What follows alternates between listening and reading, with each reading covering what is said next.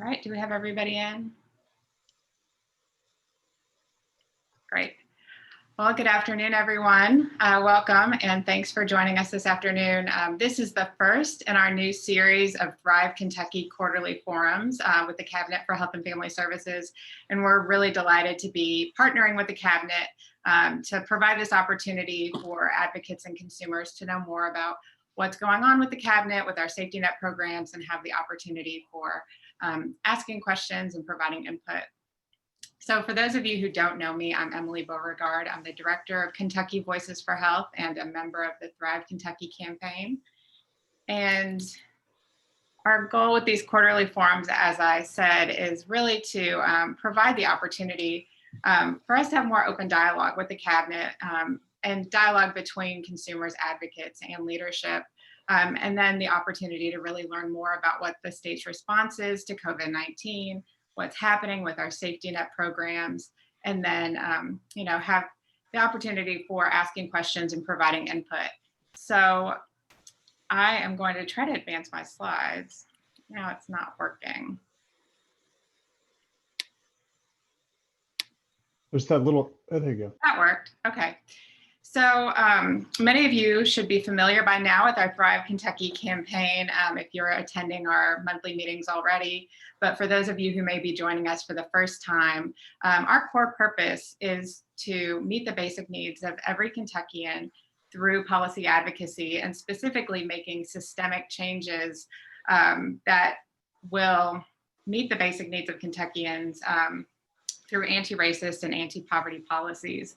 These are the principles that we share and that guide our work. And you'll get these slides so you can have some time to look over them.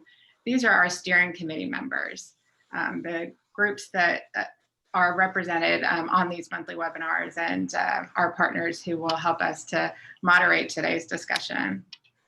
So this is the agenda that we'll be covering this afternoon. We're going to start each section by giving our guests from the Cabinet the floor to share updates or information that they'd like advocates and consumers to know.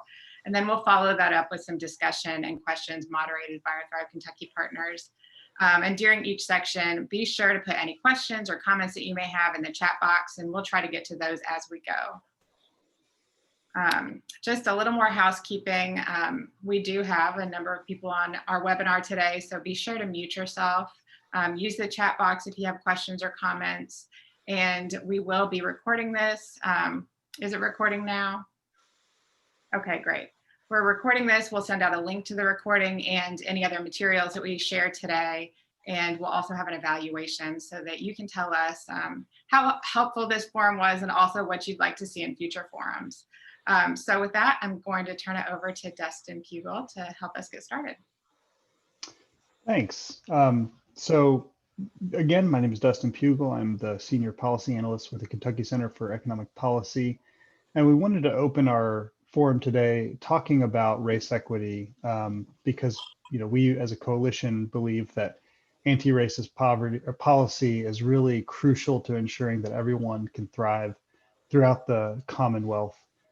There's this interesting idea called the curb cut effect, where in large cities in the 70s, there were some disability right advocates who went and poured crude ramps off the side of curbs and ended up being able to help people in wheelchairs get off the curbs more easily. But it had the unintended positive effect of being good for workers who had to move dollies around, for parents who were pushing strollers, and for others. And so we really view anti-racist policy as sort of a version of a curb cut, when we make sure that the folks who have been traditionally marginalized and sort of the victims of bad policy, when we ensure that we correct policy for them, everyone ends up thriving. And in Kentucky, as in most of the country, that specifically looks like racial equity. Even though Black Kentuckians make up only about 8% of the population, we know that they make up 16% of unemployment claims. They make up about 11% of COVID infections, about 12% of COVID deaths. We know that Black men and Black women end up with higher rates of mortality than white men and white women. There's higher incidences in many other health outcomes. And so today we wanted to start just by talking and giving the cabinet officials chance to talk about what are we doing to try and address these inequities, and what kind of policy solutions can we pursue, or is the state already pursuing in order to close some of those disparities. So with that, I'd just like to hand it over to the cabinet and give you all the floor to share about activities and policy changes that you all have made to try and improve race equity in the state. Okay, well, I guess I will go. I was assigned this part. Some of our efforts to help improve health and racial equity. We've had an Office of Health Equity since 2008, but its main focus has been health equity portion of the public health accreditation, focusing on things such as the chronic disease disparities, infant mortality, etc. And improving health and racial equity was a priority for Secretary Freelander on day one when he was given the responsibility. Before the pandemic, the civil unrest that has heightened, this was his priority. And the pandemic civil unrest just supports, the fact that the secretary was on point, making health and racial equity a priority for the cabinet. In a conversation, Secretary Freelander and Deputy Secretary Carrie Vanahan, they've been around quite some time, and they cannot recall a period when race and equity has been raised at the priority level we are currently having the discussion. One of the Secretary's first priorities was revising our mission and vision, and then statements, and then we added values. And the main focus of those is to show that we are a diverse and inclusive organization, and those that we're serving are reaching their full human potential. We've also been working on to help our those that we serve to reach their full human potential. We're starting internally, and we're starting with leadership at the commissioner and executive director level. We have bi-weekly leadership meetings to help us as a cabinet embrace racial equity and weave it throughout all of our departments. As an example, one of our first trainings, we focused on shared terms just to ensure we are all on the same page. What is diversity, inclusion, equity versus equality? We wanted to make sure that we were all delivering the same message across the cabinet.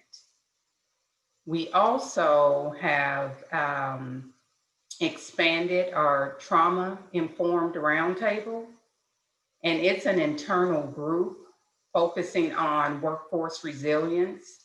Mainly the focus is secondary trauma to ensure that those delivering the services are okay, and understanding that those we serve could be experiencing trauma in their lives also.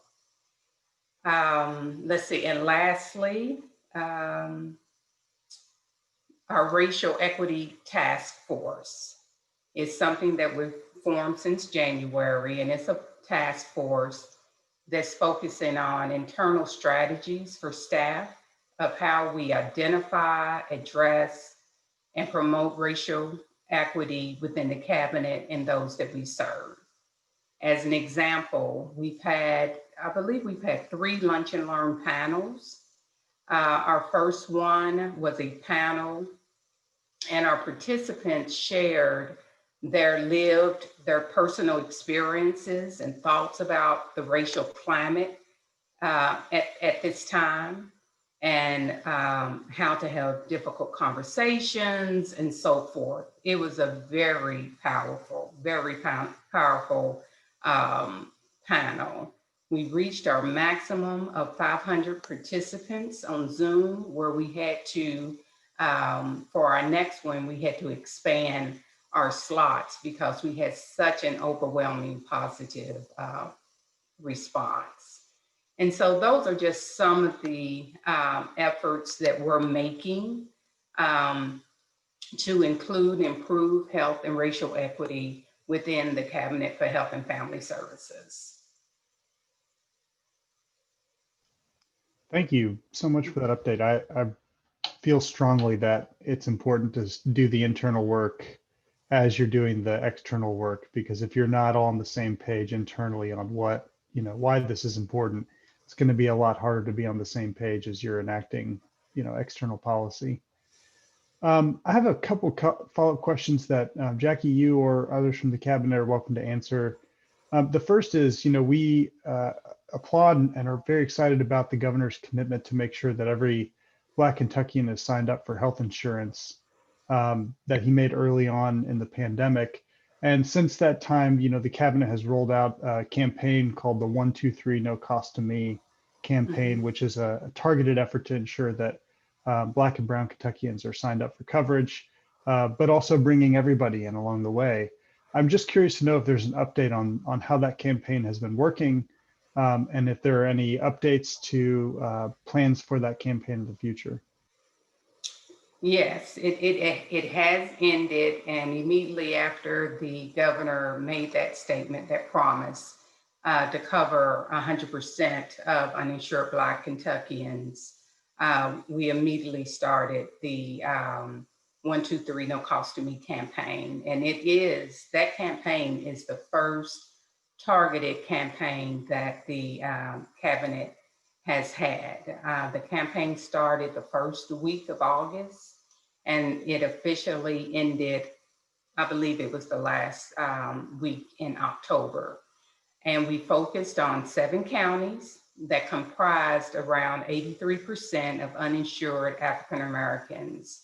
Our advertisement was radio, TV, print, social media, billboards, bus wraps.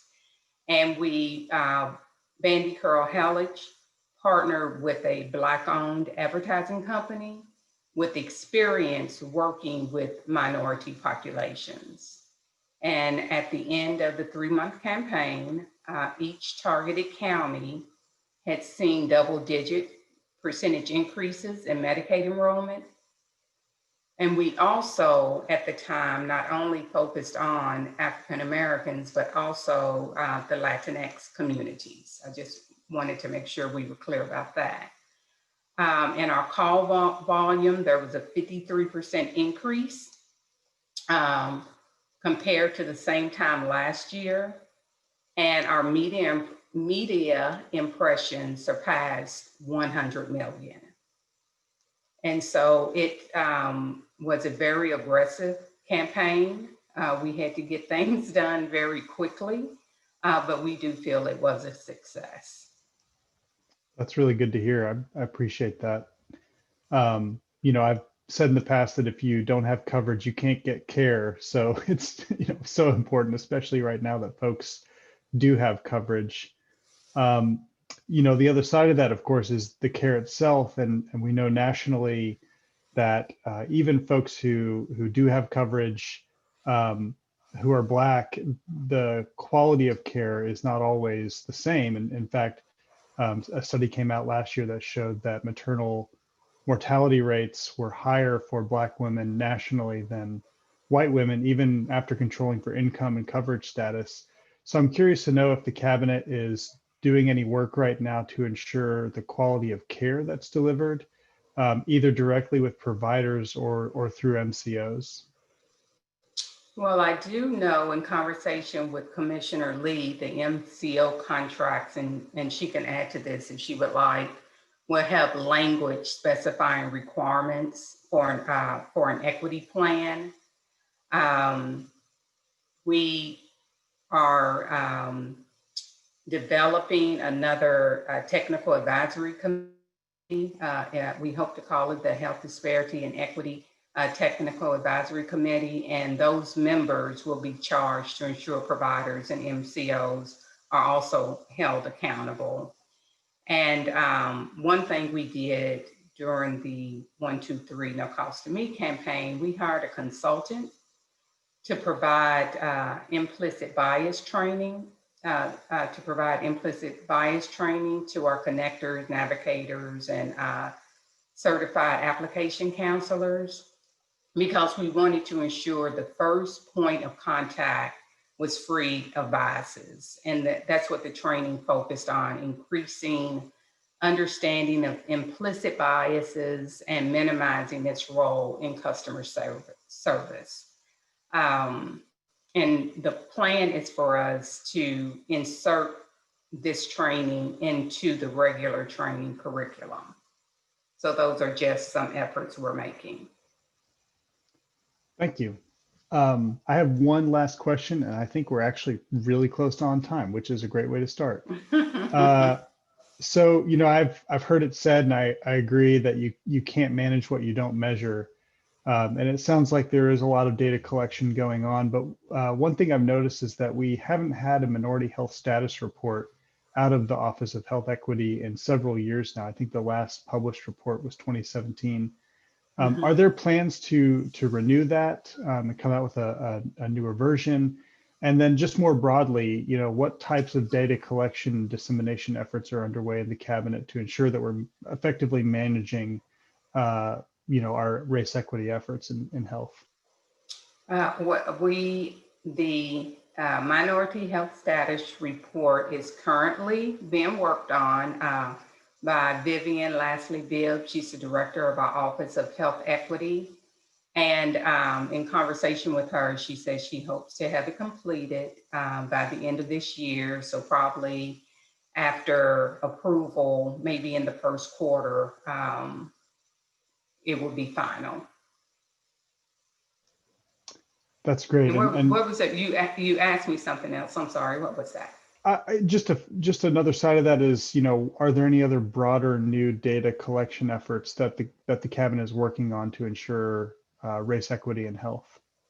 Well, we will be looking at our data, be very intentional in looking at our data from an equity lens from here on out. Not only for Medicaid, but all of our other programs, whether it's DCBS, foster care, SNAP, or any other of our other programs where disparities may exist. We are being intentional about that. Great, thank you. All right, well, that is all the questions I had, and I don't see any questions in the chat unless, Emily, you got some directly that I didn't. Okay. Well, in that case, we'll go ahead and move on to food security. And I think that means I'm handing it off to Jessica and Tyler. That's right. Thanks, Dustin. So hi, I'm Jessica Kline with KyPolicy. Nice to see some new faces on here. I work closely with Tyler Offerman, who's also on the call with Kentucky Equal Justice Center. We wanted to provide a little bit of background around the increase in food insecurity in Kentucky, and then turn it over to the cabinet to kind of share some recent efforts around SNAP and P-EBT. So a little bit of an update, nationally, we're seeing an increase in food insecurity. Those increases are particularly impacting households with children, which is unfortunate. In Kentucky, that's about 1 in 7 Kentuckians, or 1 in 8 households experiencing food insecurity. And since over the summer, since March, we've seen an increase of about 140,000 SNAP participants in the SNAP program. And those increases have been in both urban areas like Louisville and some rural counties like Magoffin and Lee, so really across the state. And as the pandemic continues with more business closures and that kind of thing, we expect to see more people needing to access these benefits in order to get food they need to be healthy. So we've talked in past webinars about the pandemic EBT program, some of the flexibilities in SNAP, but I wanted to dig more into those today to see who is eligible and the best way to access those programs. So I think we'll turn it over to the cabinet to talk a little bit about current efforts. Good afternoon. Just some background information. From the onset of the pandemic, DCBS has taken advantage of many, if not most, of the SNAP flexibilities adjustments available to states from the federal government for the period of time that those adjustments were available to us. We implemented multiple SNAP changes to allow for additional applications and benefits to be issued. Those adjustments to SNAP ease the administrative burden on our staff, allowing them to focus on issuing benefits. It allowed DCBS to issue maximum SNAP benefits for all households, and it removed barriers to assistance for thousands of Kentuckians in need. Currently, we have a number of flexibilities or changes still in place that has enabled the department to serve more clients and reduce barriers. Those current flexibilities or changes and adjustments include the maximum SNAP benefit allotment.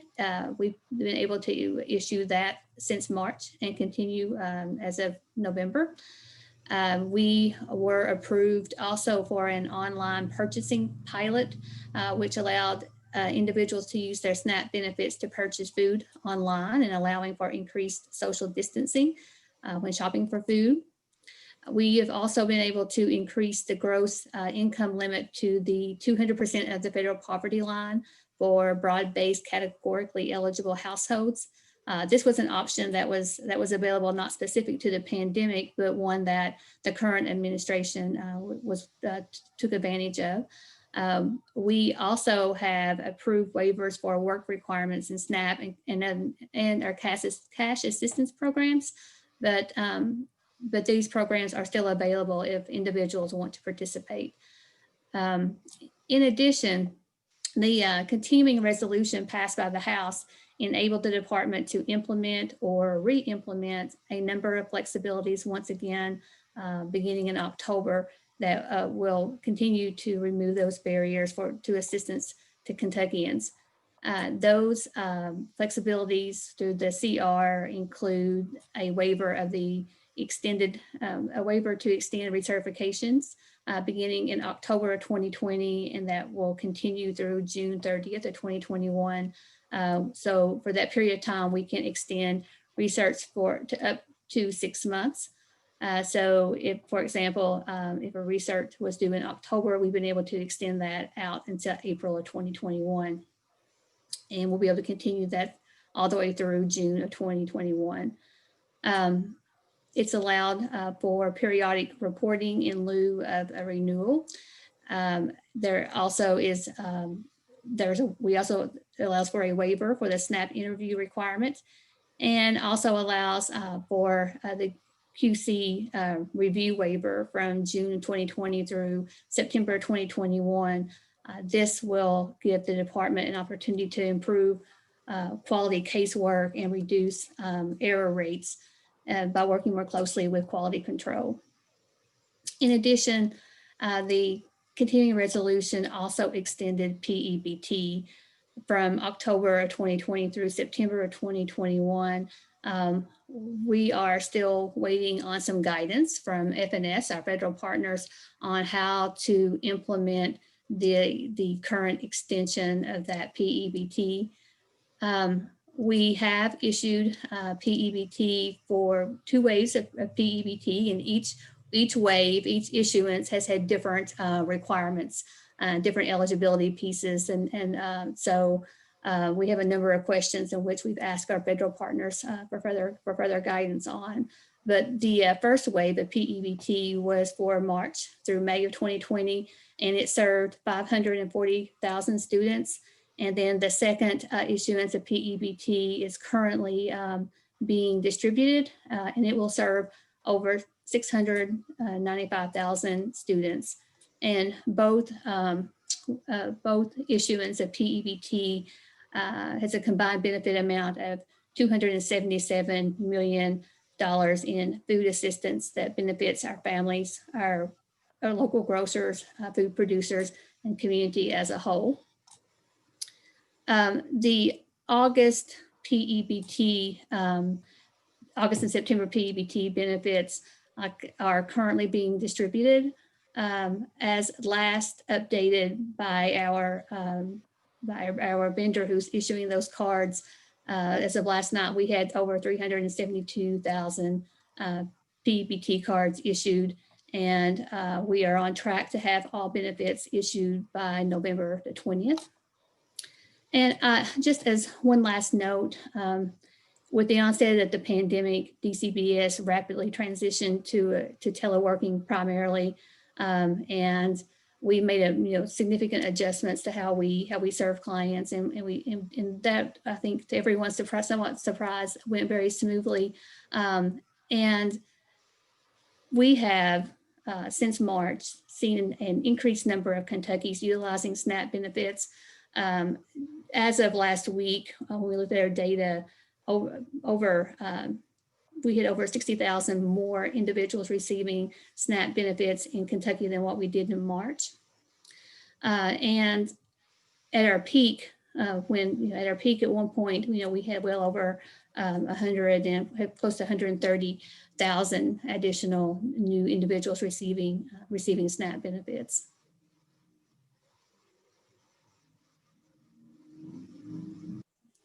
Well, thanks, Lisa, for clarifying some of those points. One thing I wanted to ask about, in addition to the programs you mentioned, was the SNAP emergency allotment. Could you talk a little bit about that and what it means for maximum amount for households? It allows the state to issue the maximum allotment benefit based upon the household composition.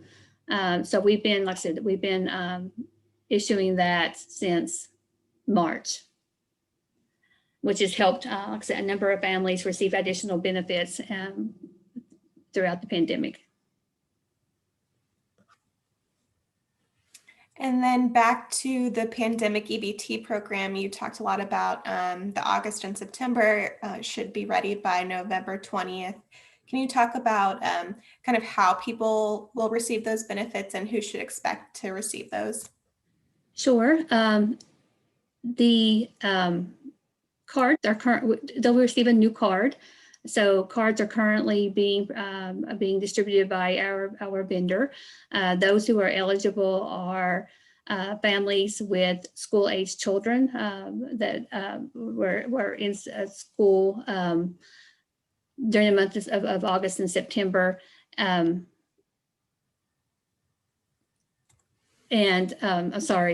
In which school was closed for, their school was closed for 5 consecutive days or longer. That was those that were eligible. Unfortunately, homeschool was not available for individuals that would homeschool their children. Thanks, Lisa. Yeah, I'm seeing in the chat, somebody asked, will all students receive the benefit? And I think you kind of just touched on that it does not include homeschool students or those who are not 5 consecutive days. So thank you.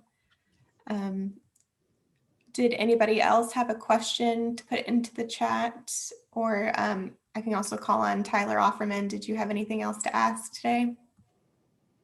Well, yeah, Lisa, I was wondering if, you mentioned the waves of P-EBT, and as someone who's been trying to follow the program, I know how confusing it's been, that sort of rules have changed and guidance has changed. But I did just want to clarify, so for the next round of P-EBT that we're still waiting for guidance on, that'll run from October through September of 2021, excuse me, that the consecutive 5-day rule has been relaxed a little, right? Where it's, any hours or if any students at that school missed it, so that folks in the community shouldn't be concerned that if they did hybrid 2 weeks out of 2 days out of the week, that they would somehow lose out on all of their benefits.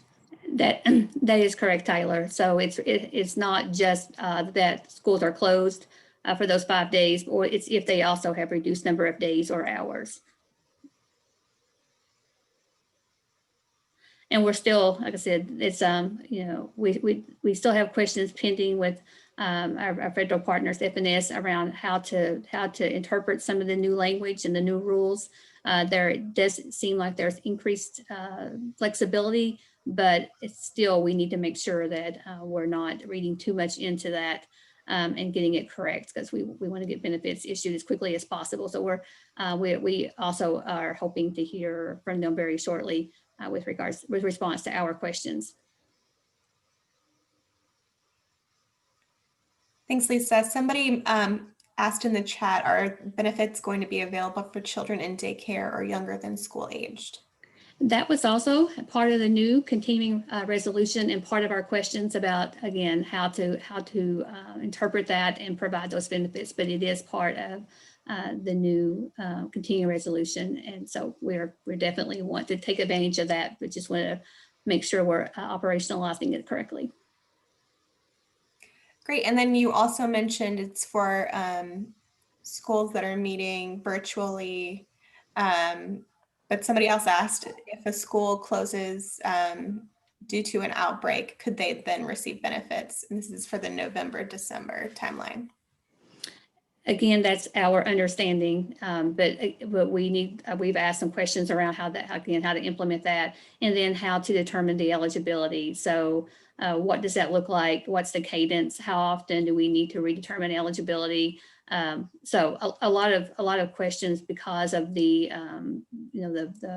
the need to move back and forth between in-person and virtual learning. So again, we hope to have answers to our questions very soon, so we can begin planning to get those benefits out quickly. Okay, thanks, Lisa. I think with that, we'll turn it over to Cara. Hi, I'm here because it's open enrollment. So everyone, I hope at this meeting has health insurance, and if not, now is the time to go find it.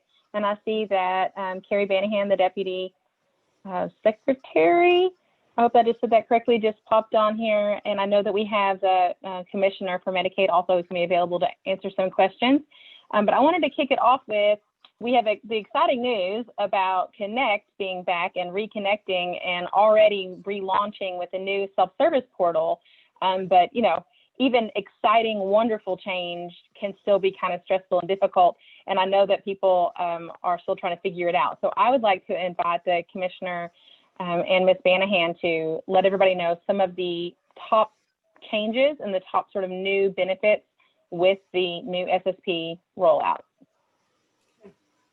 Thank you. So on October 5th, we launched a new self-service portal called Kynect. And under the Kynect umbrella, we have Kynect Health Coverage, Kynect Benefits, and Kynect Resources. So Kynect Benefits replace Benefine. So through Kynect Benefits, you can apply for SNAP, child care, Medicaid, KCHIP, TANF, KyHIP, the Premium Payment Program, and you can also access the Kentucky Health Benefit Exchange to go to the federal platform to enroll in a qualified health plan. So all programs fall under the Kynect benefits. If you just want to apply for Kynect Health coverage, then you can click on Medicaid and KCHIP, and that takes you directly to a screen where you can apply premium assistance, qualified health plan. You can also apply for our presumptive eligibility that we call COVID-19 time limited coverage. And then from the Kentucky Health Coverage Balloon, you can find a connector to help you find healthcare assistance here in the state. One thing that we're excited about too with this launch is Kynect Resources. So this is a new program that we launched in May as a pilot, and it's expanded to the Bluegrass area as well as the Cincinnati, Northern Kentucky area. We actually contract with United Way of Kentucky for their 211 resource referral file. And we'll also be expanding statewide through United Way in Southern Kentucky, and then with Louisville Metro United Way. So with Kynect Resources, you'll be able to either request a referral or a community partner will refer you to maybe an agency that can help you with, food assistance, transportation, financial help, housing, mental health and substance use disorders, legal advice. So we're very excited about Kynect resources.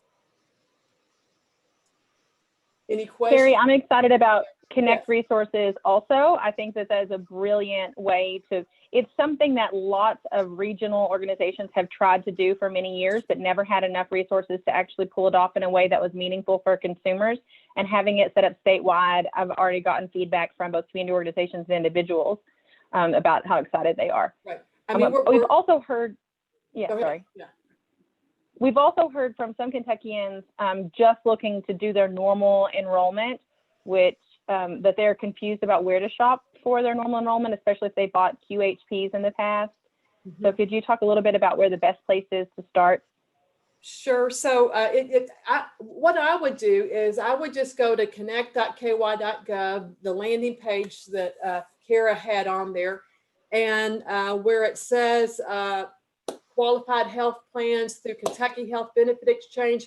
If you click on that, that will take you over to your options to apply on the federal exchange at healthcare.gov. So that's where I would start. That's the easiest place to start. Or if you want, you could go directly to healthcare.gov too. So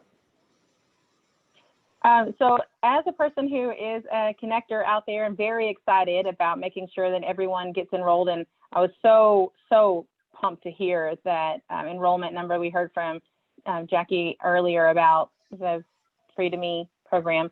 How many other connectors are there out there right now? So right now we have 93 contracted connectors who we pay, and those are through KIPTA, Community Action of Kentucky, and then the Kentucky Primary Care Association. But we also have 331 non-contracted connectors. Over 250 are located in hospitals. Around 60 are located in FQHCs, community health centers. So there's a lot of options out there, to get help with applying for assistance. You can also call DCBS, at the 855-306-8959 number, and they'll take your applications for all programs. I've had several people reach out to me that are just individuals that want, and we even have people in this meeting today that want to become connectors and be able to help their neighbors connect to resources. What would you advise people who want to become connectors? So I would advise that you reach out to the Kentucky Health Benefit Exchange and contact Edith Sloan or Malia Rivera to see how to become a connector. So they should be able to assist you. That's awesome. And then going back to the redesign of the self-service portal, has there been any kind of an increase in usage, or do you have any ideas about that? I do. So I have my little report for the month of October. And I'm very excited that, 66% of our users have accessed, our new site, either through a mobile device or tablet. So, that was the goal. The old website, it was not mobile friendly. You had to go through 44 screens, go through all the questions. It wasn't intuitive. It took on average maybe 50 minutes to complete an application. This is streamlined. We're just so excited about the changes. So. I can testify that I tried it on the phone, and it is much more mobile friendly. Yeah, it's mobile friendly. And then, so for the month of October, we've seen a 27% increase in daily intakes from the new portal, an increase of 9% of those individuals who are requesting a change to the portal, and then an 89% increase in document uploads. So, for the month of October, we've uploaded over 74,000 documents. So this is exciting, you know, with the mail, things slowing down, you know, maybe not getting to us quickly. The document upload is going to help, I think, increase case processing. You know, you'll be assured your documents are attached to your case. So we're really encouraged about the statistics so far. That's fantastic. I mean, I almost want to like pause and like everybody applaud. I mean, that like, so if anybody knows how hard it has been to get documents attached to cases, you would be cheering for that. That, you know, or anybody that's ever sent documents, you know, 3, 4, 5, 6, 7, 20 times, and through no fault of the worker, but just through like sheer volumes of stacks of paper with fax machines. Like having this upload is just from phones. It's so great. It's hard. I mean, even when you send in your documents, then unless you enter the case number, you know, that it gets attached to the right case. You know, all of that is very time consuming. And so, so this is a wonderful feature, the document upload that people are using. So I applaud it loudly. And then is there, I mean, watch me get greedy now. Is there anything else in store? Do we have anything else on the books that's still going to come? You know, just our transition to a state-based exchange, you know, that we're actually working on right now. We're in the planning and development phase. We have weekly meetings with CMS on the business side and IT side. We are meeting with insurers weekly. So once we transition to the state-based exchange, you know, that will become a part of the Kynect portal under healthcare coverage. So we'll have a one-stop shop, you know, an integrated eligibility enrollment system for all programs. So we're very excited about that as well. Carrie, you're making me tear up. Oh. Like, and we might have some new insurers to the Kentucky market. So we're working on that. So well, I have good news. I have full expectations that when it will be, you know, easier and cheaper for insurers to participate, that we will have more and it will be better for consumers and better for providers. Mm-hmm. So I look forward to that very much. And I thank you for that work every week. And I very much so look forward to being able to find health insurance for someone without having to start the conversation figuring out about their income. Mm-hmm. It's such a game changer. So thank you for that. That's great news. Is there anything else you want to add? I think that's it. Does anybody have any questions? No. Oh, we did have a question about how referrals work through the resource engine. So, so individuals, you know, can access Kynect resources and create a referral, you know, on their own. Or we also have our DCBS workers, our connectors, and the Kentucky Career Center. They're all kind of stakeholders and users of the system, and they can make a referral on an individual's behalf as well. So.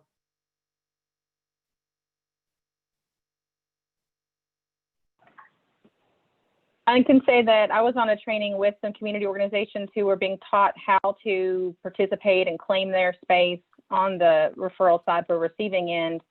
And it was pretty easy to do so that consumers could know what services your nonprofit or community organization makes available. Right. And since the launch, we've had 3,755 referrals. So. Wow.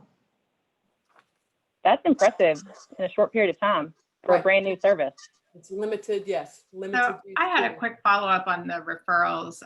Is it a closed loop where you know if a referral has actually been, I guess, successful? It is a process where you make the referral if it's still open and then it's closed. So yes, it's kind of bi-directional. So you'll know whether it was, you know, closed out, what the progress or process was. So that's really helpful. And I just wanted to say one other thing about this move back to the integrated state-based marketplace, just because I've heard from some people who have been confused about the relaunch and what it means for them this year. And in case other people on this call are also a little confused, there was basically an issue with the deadline to make that move this year, which is why we don't have the integration yet. And so the healthcare.gov piece, I think, has been a little bit confusing for folks to navigate just because they assumed that they were going to be able to enroll through Kynect.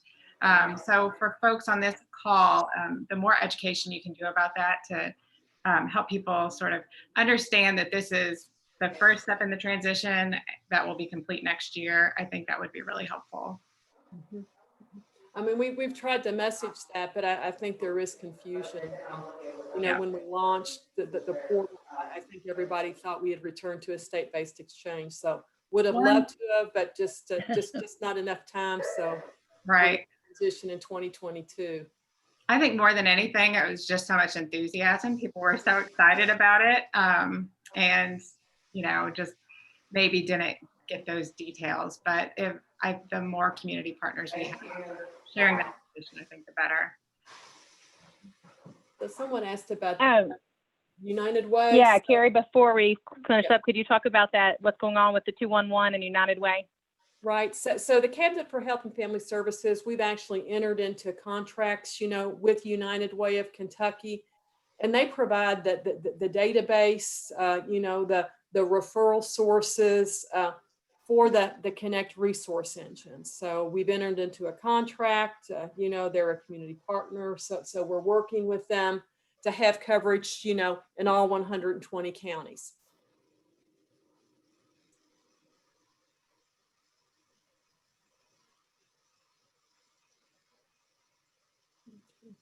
Looks like there was one other question about interpretive services. I'm assuming that's for enrollment. So they should be able to call, is this for healthcare.gov or is this for Medicaid or? I don't know, Sandra, if you want to put some more details in the chat, we might be able to be a little more specific, but I'm guessing interpretive services for just. I can say, you know, for referrals, when people have to contact the clients or the clients are requesting services, there is usually a mislink with the non-English speaking parents that are trying to get services for their children. Even the first step, I mean, is a barrier. So I wonder if that is, you know, part of the referral process. Is this under Kynect resources or just in general for the cabinet? In general for the cabinet, and also Kynect resources, because there will be people that will call and, you know, being an Spanish speaker, that's my native language, and having had great experience working with the non-English speaking population, usually that link between the first call and getting the resources get lost. And that is why many of the citizen children and other citizen non-English speakers, minors that have parents that are no English speakers, usually get lost in the translation. So I was wondering if, you know, as part of the first contact, there was going to be a way for people to, you know, have somebody who could connect them with the services in their language until, you know, it gets to Medicaid, and then all the hospitals provide whatever, you know, all the translation services that they are supposed to provide. Mm-hmm. So Lisa Dennis, are you still on? I am. So we do have interpretive services through DCBS. If someone were to call the DCBS toll-free phone line, we could secure services, correct? Yes, we have access for when clients call through our DCBS 1-800 number. I know that because I happen to be one of the people that had been an interpreter for the DCBS in the past.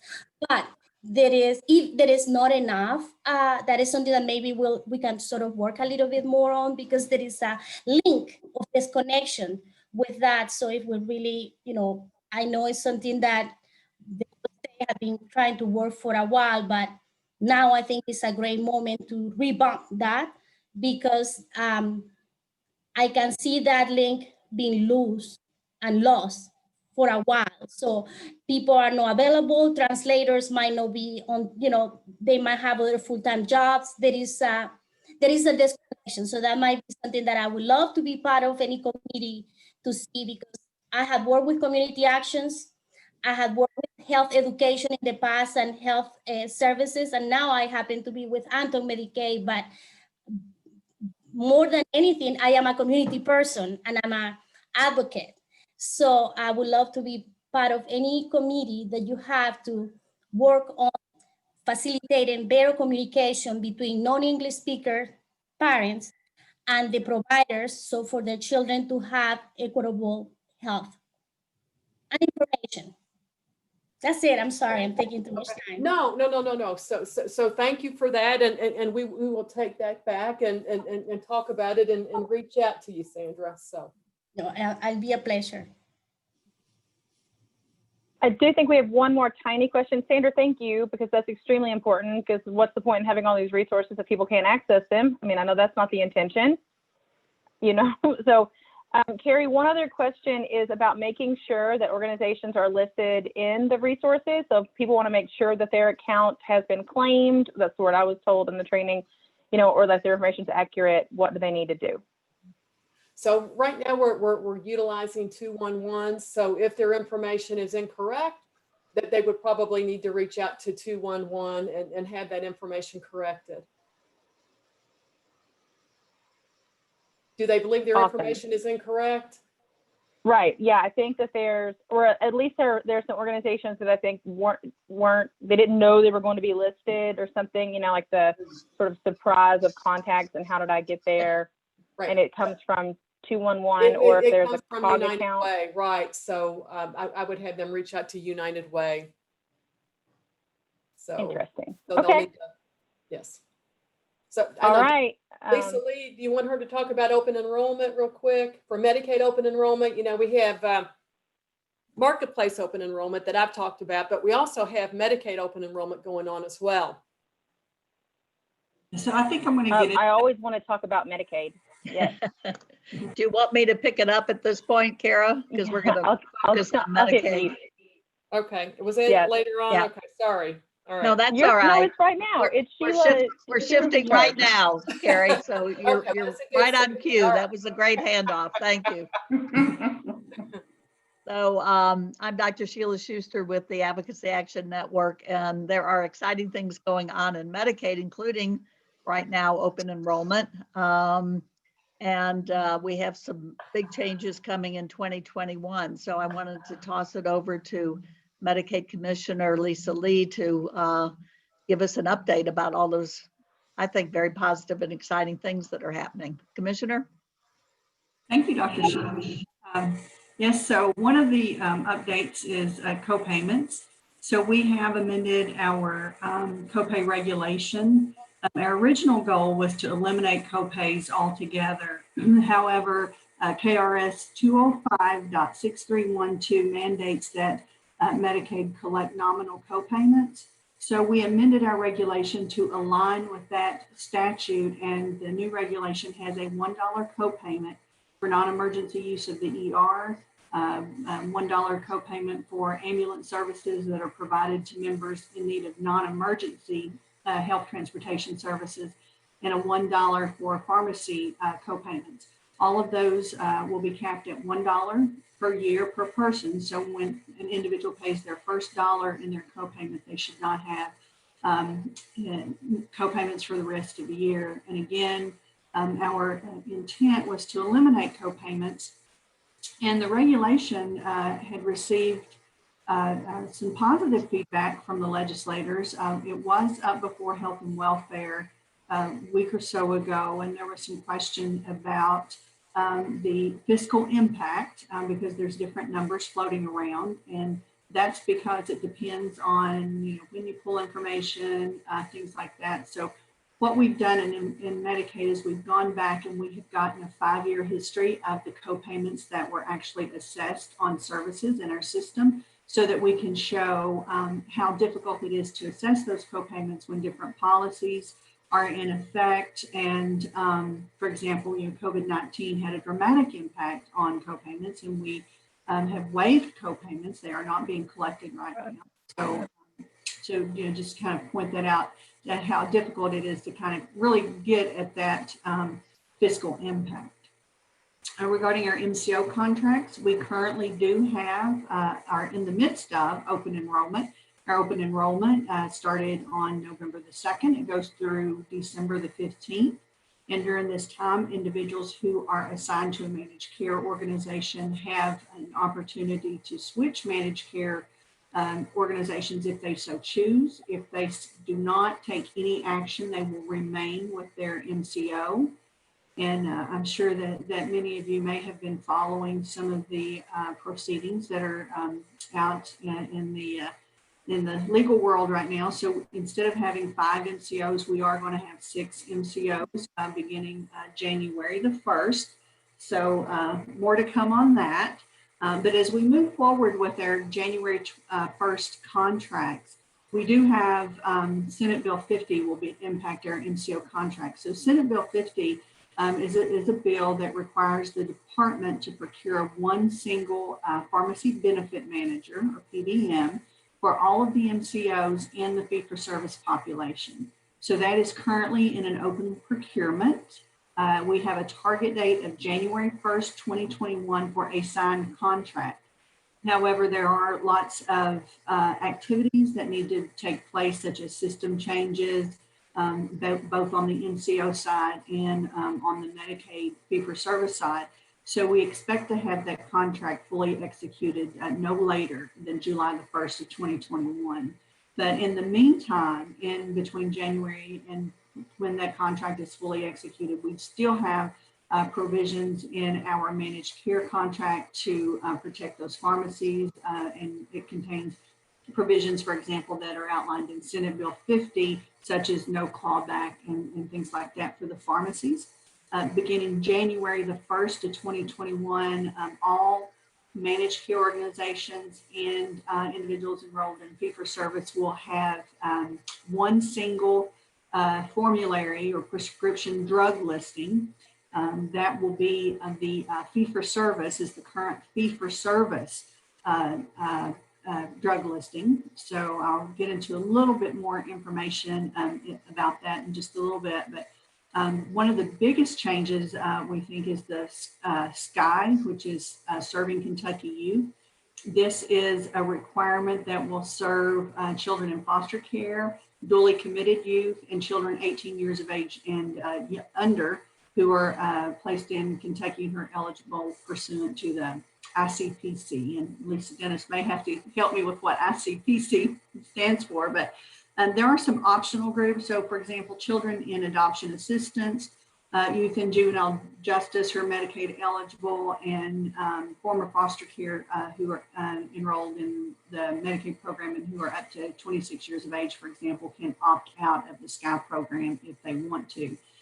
And one MCO, which is Aetna, will provide all of the SKY program services to eligible members. So a few other contract changes we have are MCO contract enhancements.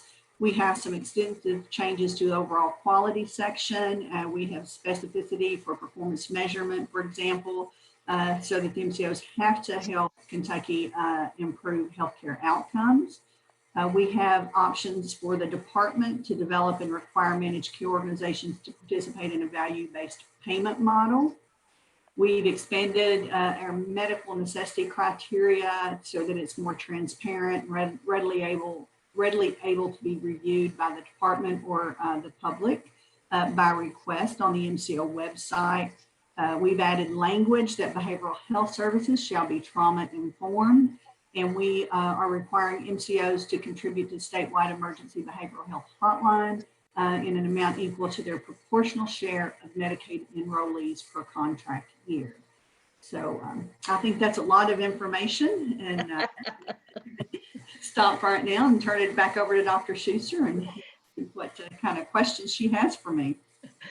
Thank you very much. Let's go back to the copays for a second, Commissioner, because I think as the information has been released by the 6 MCOs that are going to be in place, that none of them are going to charge copays in 2021. Is that correct? That is correct. Okay, so that's good news. I wanted to be sure that our audience heard that loud and clear. Yeah, music to our ears. Some of us have been fighting about copays for a long, long time, and we do appreciate the steps that the department has taken to try to get rid of them. I wonder if, do you think that, or have you been able to have any conversations with legislators about perhaps changing that statute in the 2021 session? Yeah, we've had some conversations, of course, in a public forum, such as with the Administrative Reg Review Committee, Health and Welfare, and the Medicaid Oversight and Advisory Council.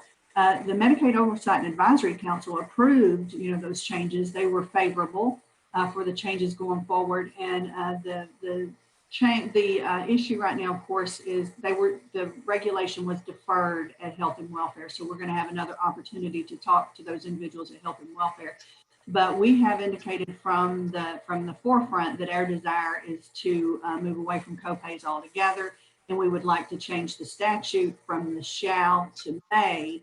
That way, in the event individuals may see a need to modify the copayments going forward, that it could be done. But we would rather have that statute say may and give us more flexibility.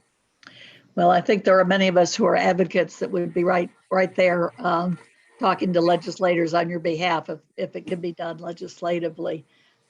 Just to clarify, folks that are on the waivers, folks that are on the 1915C waivers, will they have copays in 2021? No, they should not have copays in 2021 unless they utilize the pharmacy service, that $1 copayment. The regulation that we have will have to apply across the board, but the copayments for physician visits and all that, for example, will be removed, and all individuals will have that $1 limit per year for copayments. So as soon as they use the pharmacy benefit, for instance, or if they had to have non-emergency transportation or use of the ER, they would pay that $1, and that would be it for the rest of the year. That would be it, according to the reg. Okay, that's great. Probably a number of the people that are listening to this, as you're talking about Senate Bill 50 and the single drug formulary, may not grasp the importance of this, but I will tell folks that from the behavioral health standpoint, this is a huge benefit. Our providers have had to deal with 5 different formularies and 5 different processes for having what they call preferred drugs, and it makes a difference to the prescriber to have to fight with the MCO about getting a certain medication or a certain injectable approved. So we are thrilled that Senate Bill 50 was passed, and even more thrilled when we got the pharmacy director from Medicaid, Dr. Jessen Joseph, at our TAC meeting to go through the changes that are going to be made. And we're so appreciative of that, because all of the psychiatric medications and most of those long-acting injectables are going to be available. And that's huge for our population of folks. So we are most appreciative, and I just want people to understand that, that's a lot of PDLs and PBMs and all of that kind of stuff. But the bottom line is that this will streamline the prescribing practices, not only on behavioral health, but also on physical health. It also gives us a way to be advocates with Medicaid around that formulary. And that's really important. They have a committee called the Pharmacy and Therapeutics Committee, the P&T committee, and you can go as an advocate and speak up when they're reviewing a class of medications that you have a concern about. So that's huge, and we do appreciate the work that Medicaid has done on implementing that. Again, I think the question is that formulary is the formulary that's being used right now. Is it, Commissioner, for the 1915C waivers for the fee-for-service folks? That is correct. It's the Medicaid fee-for-service formulary. So individuals who are enrolled in waivers should not see any sort of change in their medications. They should see no change whatsoever, to be transparent to them.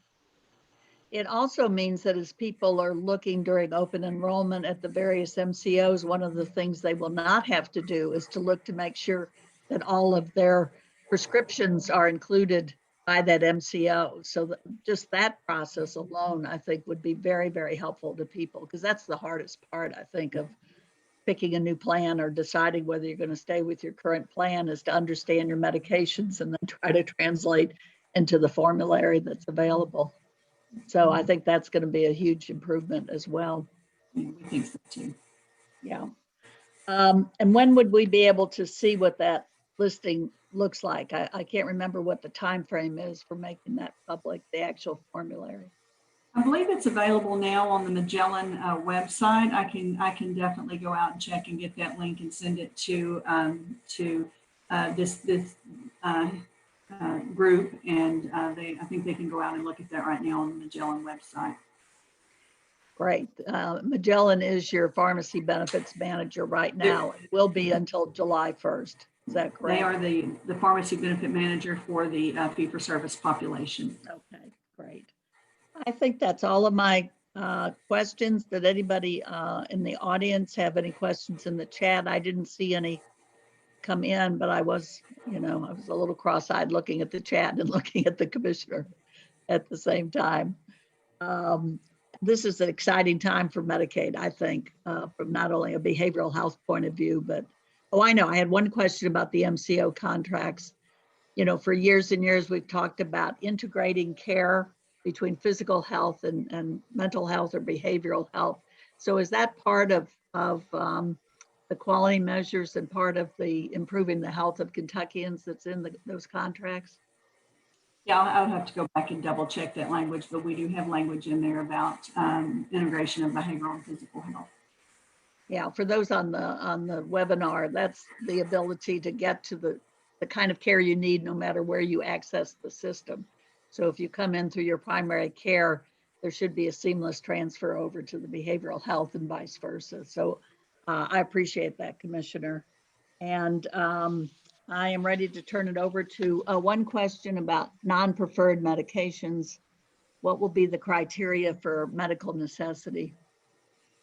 So there will be some medications that will be grandfathered in, and those that are not grandfathered in, there will be a plan in place for an individual who needs to transition, and physicians will just have to have rationale in place to keep those individuals on a non-preferred drug.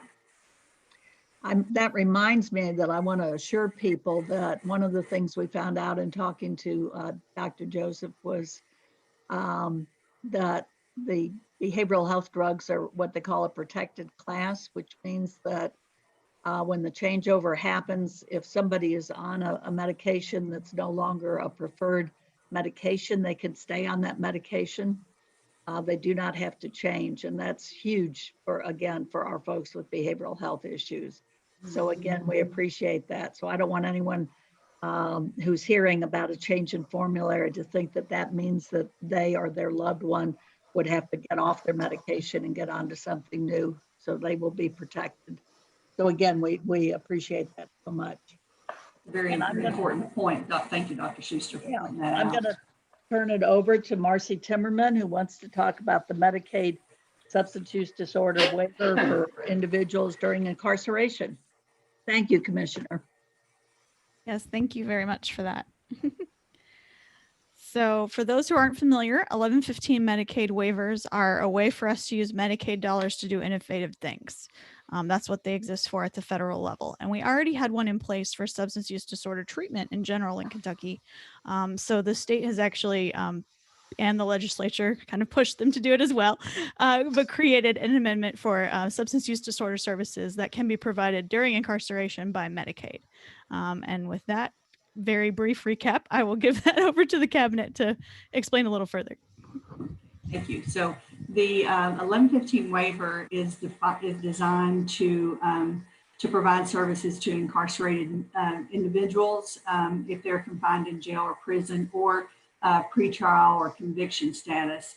The individuals will be Medicaid eligible while they're incarcerated, and they will have to have a primary diagnosis of substance use disorder. They can be newly incarcerated, or they could have been incarcerated for some time. So the goal of this waiver is to provide those services actually behind the walls for the incarcerated individual to, number one, to help them get on a path for treatment, and then number two, help them transition out of the facility once they are ready to be discharged. The services that they will receive include a substance abuse program. This is a 6-month evidence-based substance use disorder treatment community model, which includes services such as trial and error learning processes, new behaviors and attitudes, accountability, and it does have some clear expectations. The curriculum is the Hazelden New Directions workbook series, which is an intro to treatment, criminal and addictive thinking, drug and alcohol, drug education, socialization, co-occurring disorders, relapse prevention, and preparing for release. Services will also include a specialized substance abuse program for co-occurring disorder, individuals with co-occurring. So, for example, individuals with a history of substance use disorder and mental health disorder will be eligible to receive an integrated treatment program to address both mental health and substance use disorders. The treatment provided is using a modified therapeutic community model. They'll also be, they can receive services related to pretrial substance abuse program. This is authorized in Senate Bill 4 in 2009. So individuals that meet the statutory requirements will be eligible to participate in the treatment pre-adjudication. And then upon agreement between the judge, the Commonwealth attorney, the client, and his or her attorney, successful completion of the jail-based 6-month treatment program may serve as an alternative to a felony conviction. Individuals participating in this model will also receive SOAR services, and SOAR is supporting others in active recovery. SOAR supports clients in their goal to stay safe and sober after completing the substance abuse program. It's also targeted on relapse prevention, education, reentry skills. It's an evidence-based curriculum from Hazelden again. So while individuals are enrolled in SOAR, they'll be eligible to participate in 2 other reentry programs, which is family communication and engagement. The waiver is currently out for public comment, and it ended actually November 6th. Public comment ended November 6th. We're working through those comments. We've only received a handful of comments, and most of them are positive. They appreciate the work that we're doing. And again, this is something that is brand new. This is a new concept. It's not being done anywhere in the United States right now. And so CMS definitely has to approve the waiver, but they also want to put it out for their 30-day comment period once they receive our completed waiver application. So they will be putting it out mainly for other federal folks to review and look at. In the first year, we anticipate serving at least 5,300 individuals in the substance abuse program, and then another 270 covered in the SOAR program. The Department of Corrections will be the Medicaid provider. The Department of Corrections pharmacy, which is Diamond Pharmacy, is currently enrolled as a Medicaid provider, so we believe that they will be allowed to receive reimbursement for those medications. And I think that I'll stop there and see what kind of questions you have for me. So am I to understand you're still looking at all of the waiver comments and haven't made any modifications yet, or have you made some already? We have not made any modifications. We are still going through the comments. And again, we only received, I think, 10 or 11, not very many, but we're just making sure we're not missing anything in there. Again, the comments have all been pretty positive. There was a little bit of concern that because treatment is being provided to incarcerated individuals, that more people would be incarcerated rather than receiving services in the community, but that's not the case. Okay. We do have some concerns that had been brought up to many of us, and I know these are not new to you, about the different treatment options in the community that aren't always available. community-based treatment is not always available. We were wondering what DMS or the Department of Corrections is taking to prioritize community treatment and prevent unnecessary incarceration. So is there anything that you guys are working on to encourage that community-based level of treatment first? So this amendment is definitely specifically related to incarcerated individuals utilizing SUD treatment in the DOC facility right now.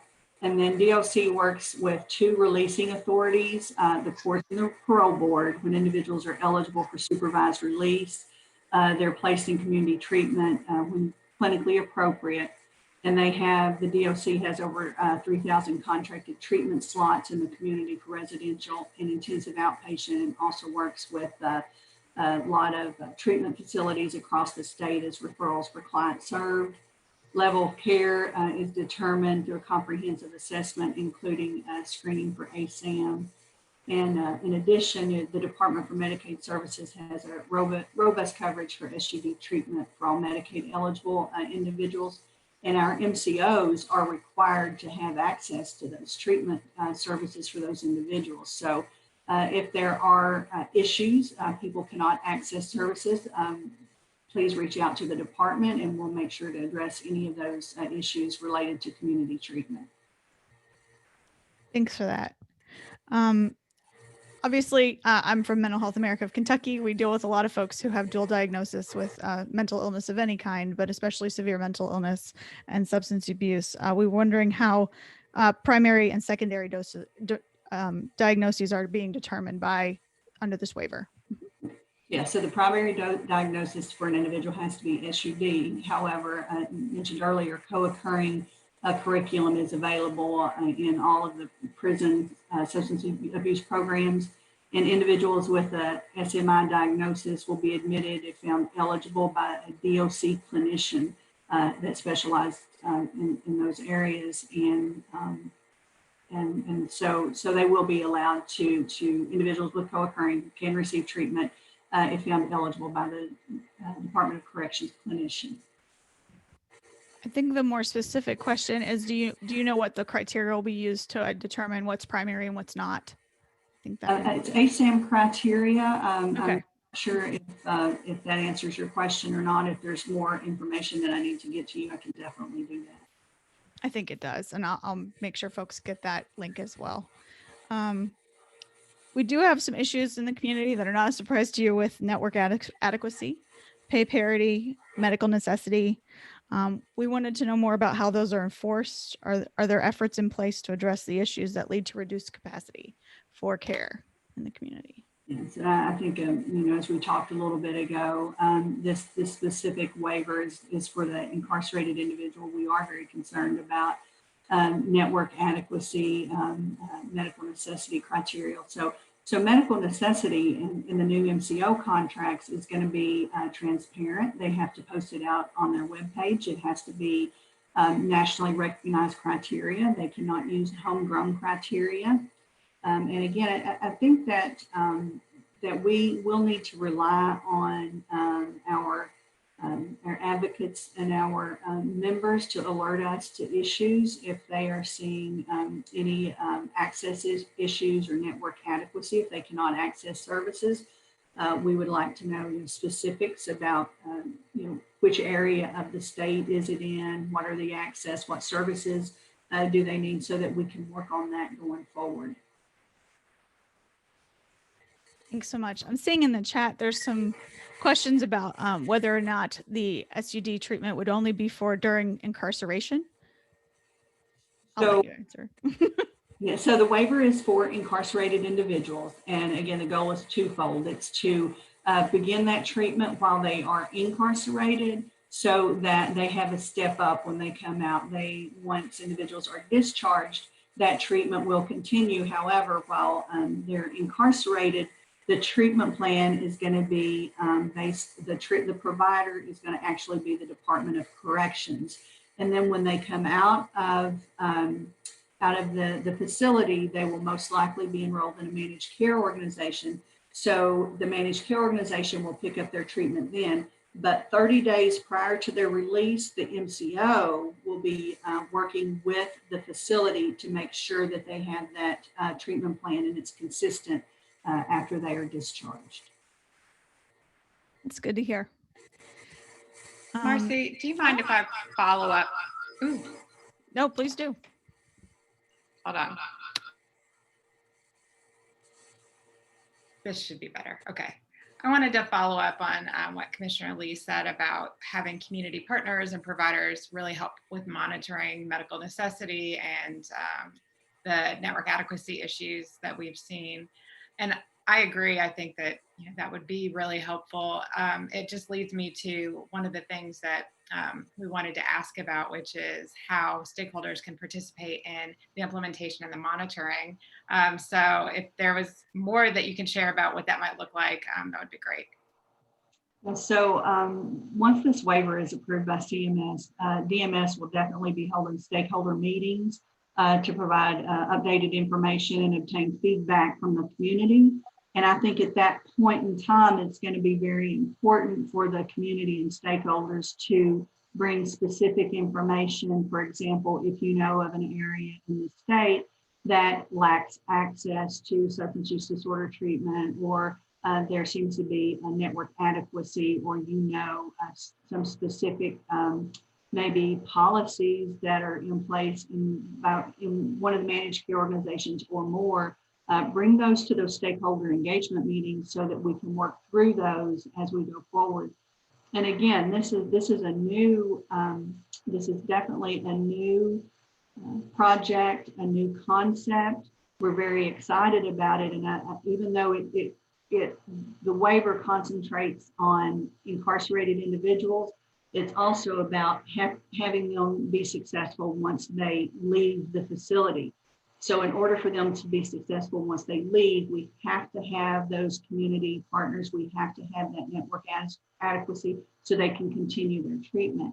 And I think another thing that I would like to say is that Kentucky was recently awarded an opportunity or chosen to participate in a SUD residential technical advisory group that is being sponsored by CMS. So we're hoping that we'll learn in that technical advisory group some information on how Medicaid can assist individuals who maybe are coming out of incarceration and may need housing. So hoping that we can dovetail those two projects in together, or at least kind of let them feed off of each other as we move forward.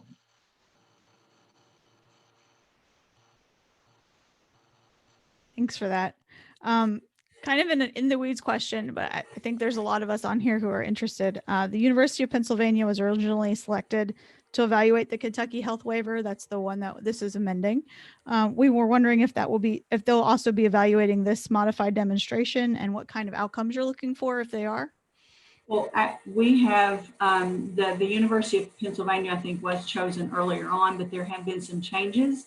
And Northern Kentucky University is actually going to be helping us monitor and evaluate the services and help us prepare our reports to submit to CMS. And we're already in the process of preparing one of those reports using some of the data that was in the SUD waiver, previous SUD waiver prior to our amendments.